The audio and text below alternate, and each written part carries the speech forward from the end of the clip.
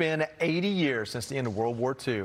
And this evening, the Black Rifle Coffee Company is throwing a massive birthday bash to honor veterans from the war who are turning 100 years old this year. The event celebrates 8 veterans, including some who continued serving after the war. Joining us now for tonight's big close-up is my buddy, retired Navy SEAL, but also Marine Mike Sarraille. He is live at the National Medal of Honor Museum in Arlington, Texas for the celebration.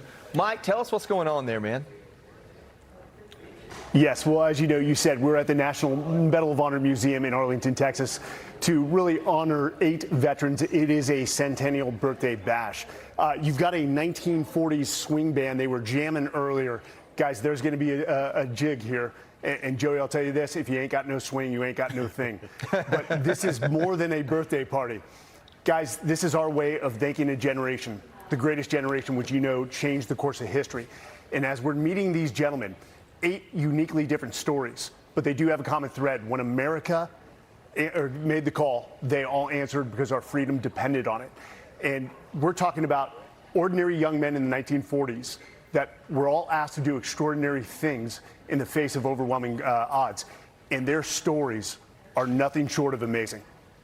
Yeah, you're right about that. It's crazy to look back and see what these, at that time, young men went through, what they were willing to sacrifice. And, you know, the young folks of today want to TikTok and they're worried about AI. A little bit different concern, perhaps, on the radar. That's kind of what my question revolves around, is what young people can learn about not only the greatest generation, but these veterans in particular. What is your message, having, you know, told a lot of these stories, being a part of a lot of the documentation of these, whether it's an event like this or on Fox Nation? What do you think that young people can learn, and what advice could they glean from gentlemen like this? Well, Tommy, I would first say study their stories. And guys, if you just give me a moment, I got to tell you some of these. Like Jack Stowe, the definition of an American rebel who altered his birth certificate at 15 to enlist and fight, and coincidentally fought alongside John F. Kennedy. But you also have guys like Charles Cram, who is a Navy corpsman who landed on Iwo Jima. With 250 Marines, only 25 survived. So as we study these stories, we learn the lessons that this generation is trying to pass on to us about discipline and sacrifice, and most importantly, American pride for the ideal of what we stand for. And we have to believe in that. Hi, Mike. It's Lydia Hu here. It's so great to see you. I'm so grateful to hear more about these veterans that are being honored tonight. And just kind of looking at the list of some of them, I'm noticing that their service extends beyond World War II. Some of them served also in Korea and Vietnam. Incredible commitment to sacrifice and service. And I'm wondering, you know, what that tells us about the commitment of this generation, serving across so many of these important moments in our history. So, Lydia, good to hear from you. And you're talking about Delmar Beard and Charles Braun. These two not only fought in World War II, but went on to serve in the Korean War and the Vietnam War. They are veterans of 3 of the bloodiest conflicts in American history.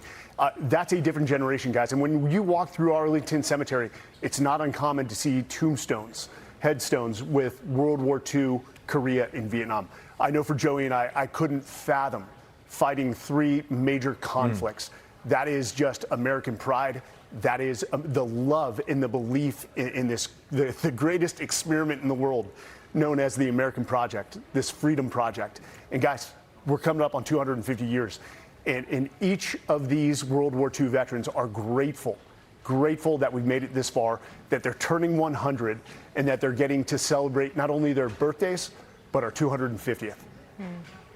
Hey, Mike, it's David. How you doing, bud? Been a few. When you look at these men, and they really are extraordinary to have made not only the centennial milestone, but in my experience, they pass on a lot of knowledge. They also pass on a lot of life. What do you hear from them throughout the day? Not when they're just there on stage, not just when they're signing, but, you know, they tend to pass on a lot of life for others. Yeah, and that's, you know, we are losing the World War II generation by the day. And we really need to optimize this time to listen to their stories. And David, I go back to my grandfather who fought in World War II. He was the 3rd day in Normandy and fought during the Battle of the Bulge. And he would tell me the same stories. And I would sit there and listen as if I was listening to it for the first time. And what I miss is that he is gone and I can no longer glean all those lessons learned and all the advice. So we have a finite amount of time left for us to archive, to listen, to learn from this generation that has been through so much and sacrificed for you, me, and the American people. Hey, Mike, thank you for your service. Please extend thank you for your service to the 8 veterans there from Fox News and the Big Weekend Show, of course. And thanks for bringing this story to us. Thank Matt Best, all the Black Rifle Coffee guys as well. That's who told me about this event tonight. I know you guys are going to have a good time. And I would love to see those 800-year-old veterans. What did you call it? Cutting a jig? Is that what it is? I don't know how to dance. So I don't even know what it was you said. Swing, Joey. So whatever it is, I ain't got. I promise you, I ain't got it. Joey, I promise you, I'll pass the best from all of you. Thanks, guys. Thank you, brother. You know, Tommy, we were discussing going into this, you know, we fly a lot, so we know this. All the airlines are celebrating 100 years of flight since the first commercial flight in 1926. And we look on here, and that's the birth date of all of these veterans. And to think that they were born the year we started commercial flight, and here they are celebrating tonight. Well, it's beautiful. And I'm glad that Mike brought up that we have such a finite amount of time with not only these veterans, but just this generation to learn things from them. Now, these 8 could share a lot about their experiences and what they went through and how much they sacrificed for this country. But I would say even for all of us who have grandparents that are still alive, if we're lucky enough to have grandparents or great-grandparents, taking a moment to ask them about their stories, whether it be about the war or just what life was like and what they've been through, I think it puts a lot of things in perspective. So I'm glad that we're celebrating this, but we all have an opportunity to celebrate those in our lives who are senior citizens who have gone through so much and lived so much life. So we should take advantage. Absolutely. You know, David, they were at the Medal of Honor Museum there in Arlington, Texas. I don't know if you've been yet, but it's quite an amazing place. And the stories there, and to think that that's such an appropriate place to celebrate these 8 men. You know, when you think about what not only that generation did, but what they're still doing for us, they set a standard for America. The prosperity of the 50s, the evolution of America, the integration, all the things that have come through their service in the military, right? Where it was, you know, wear green, bleed red, that's what we do. And it's important to have that. Why I asked Mike about passing on life. One of the great things we've gotten right and done in recent years, the National World War II Museum, the World War I Museum, with the Poppy Fields Memorial and other, the Iwo Jima Association of America and others, is we're recording these stories. So you're able to go there and hear these men, maybe not these 8 men, but many of them, tell their story in their voice. And it's something to look at pictures of them at 17 and 18 and 19, going up the Black Sands to Suribachi. 15, 16, 17. Retaking Guam, right? Marines were kicked off. But then you hear them in that older voice, and you get something special. I recommend it to everyone. I love that. All right. Well, listen, we appreciate their service, and thanks, Mike, for bringing that story. All right, still ahead.